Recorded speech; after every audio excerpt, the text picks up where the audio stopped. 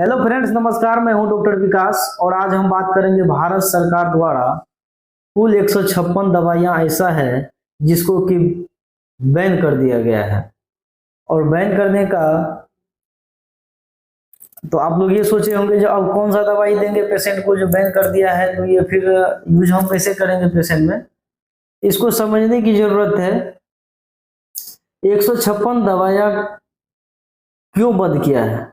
वो दवाइयां बंद हुई है जो एक साथ कॉम्बिनेशन में आता था।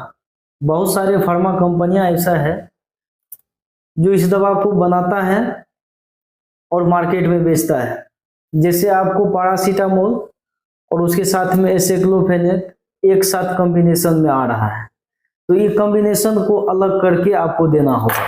पैरासीटामोल और एसाइक्लोफेनेक अगर एक साथ देते हैं तो ये दवाई ही बैन हो गया है, नहीं आपके पास रहेगा और नहीं आप पेशेंट को देंगे।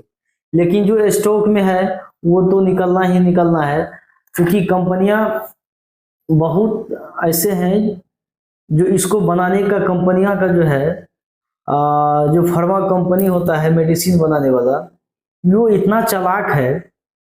जो भी आप दवाई लेते हैं तो उसके साथ में सरकार का कभी कभी एक होता है जो फिक्स रेट, यानी कि पैरासीटामोल का 50 रुपया अगर आपको 500 mg का कीमत है तो 500 mg का 50 रुपया ही रखना होगा आपको।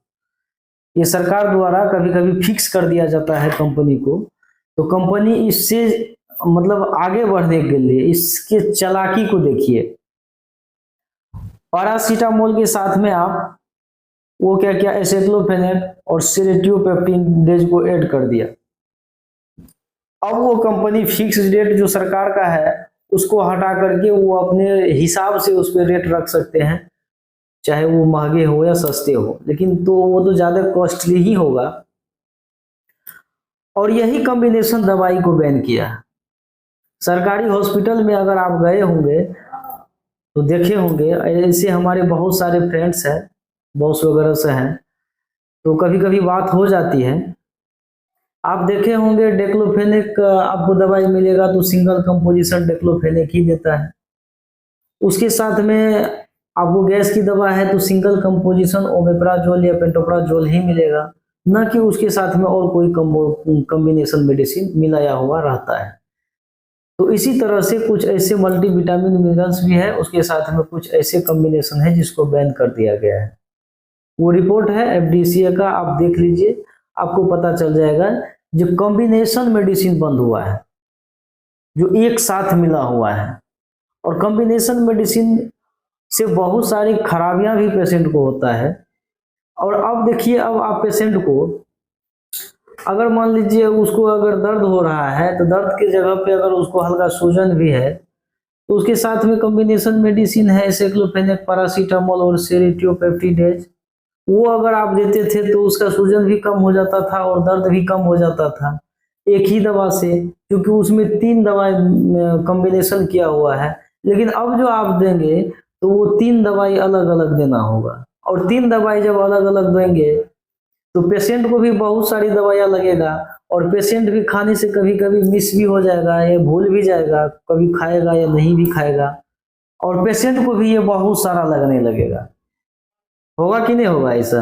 तो इसीलिए आपको ये समझना है, दवाई कोई भी बैन नहीं हुआ है, उसके कॉम्बिनेशन को बैन किया गया है। ठीक है, इससे घबराने की जरूरत नहीं है। जो फार्मा कंपनियां पहले ही दवा को बना चुका है और जो मार्केट में है, जब तक वो एक्सपायरी नहीं होता है तब तक वो दवाई को आप बेच सकते हैं, और फार्मा कंपनियां भी इसको बेच सकता है, क्योंकि वो भी लाइसेंस लेके बैठे होते हैं। समझ गए फ्रेंड्स? तो इससे घबराने की जरूरत नहीं है। जो भी कॉम्बिनेशन का मेडिसिन है वो मार्केट में धीरे धीरे वो अलग हो जाएगा, लेकिन जो जब तक है उसे आप बेच सकते हैं। इससे घबराने की कोई जरूरत नहीं है। ठीक है, मिलते हैं अगले वीडियो में।